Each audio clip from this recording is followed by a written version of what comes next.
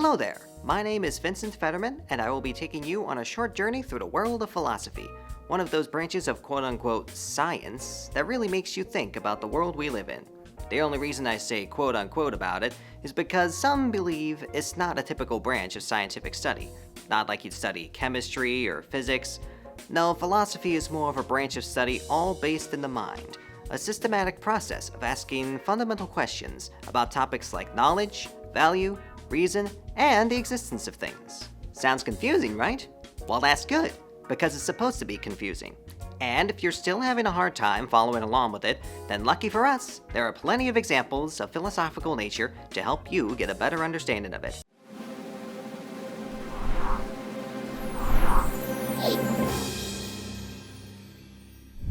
One of the most popular scholars of philosophy is Plato of Athens, who often described his philosophical theories in writing. These writings are typically between monologues and dialogues, or one-sided and two-sided conversations, respectively. Plato's writing of the Republic is a dialogue piece between various Athenians and his late mentor Socrates, who is considered the founding father of Western philosophy. The Republic discusses multiple topics such as justice, theory of forms, immortality of the soul, and so on.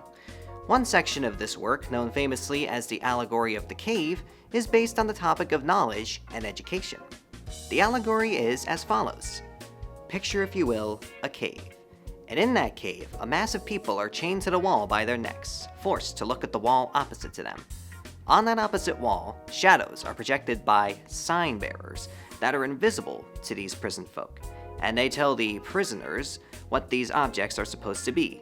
These sights and sounds in this cave are all that these people know, all that they've been taught to know.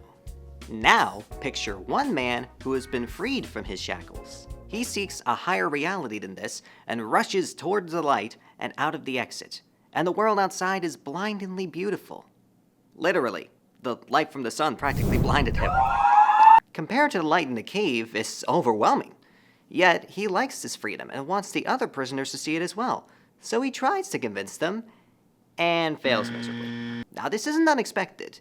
These prisoners have known this cave their whole lives. Why would they need to leave behind what they know? They're unaware of a better life they could have, a better exposure to knowledge they could gain. Their low light, this closed way of thinking, this blurred perception of objects, is all they're used to knowing. Meanwhile, the free man, the philosopher, has experienced a brighter light and a more broad sense of knowledge, and can see things clearly for what they are. This in itself opens up many possibilities and questions. What if someone had spoken up and taken the free man's side? Would everyone else join in, or would they still be stuck in their ways? What if they convinced him to stay with them in the darkness of the cave? Would he fade back into this obscurity, or would he still be burdened with knowing the truth? Actually, there is no right answer, nor is there a wrong answer.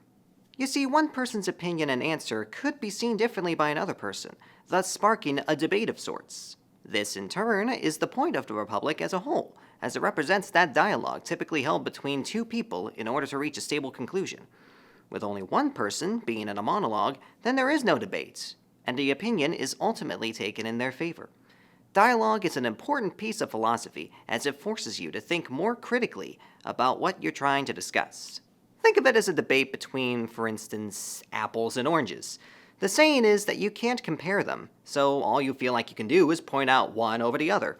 However, the argument could be made of their similarities simply because they're both fruits. But then, is that the right way to go about it?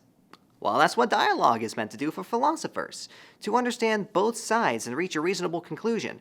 Whether that conclusion be about something's superiority or equality to something else relies on both sides of the coin. The tricky thing about philosophy is that there's never typically any right or wrong answers to any questions, and that's okay. Sometimes questions like this don't need answers. All they need is for you to think about it. And in the end, that's the goal of philosophy as a whole, to think and get a better understanding of your environment and surroundings. So let me leave you with this. Would you rather be a prisoner in the cave and stay oblivious, or be a free person and discover the world around them?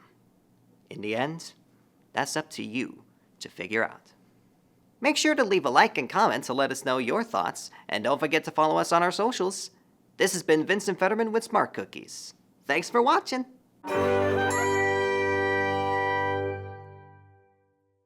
This program was produced by ZTV at the University of Akron. Do you want to gain experience in video production, professional social media, or working with real clients? Visit the UA School of Communications online or follow us on social media to learn more.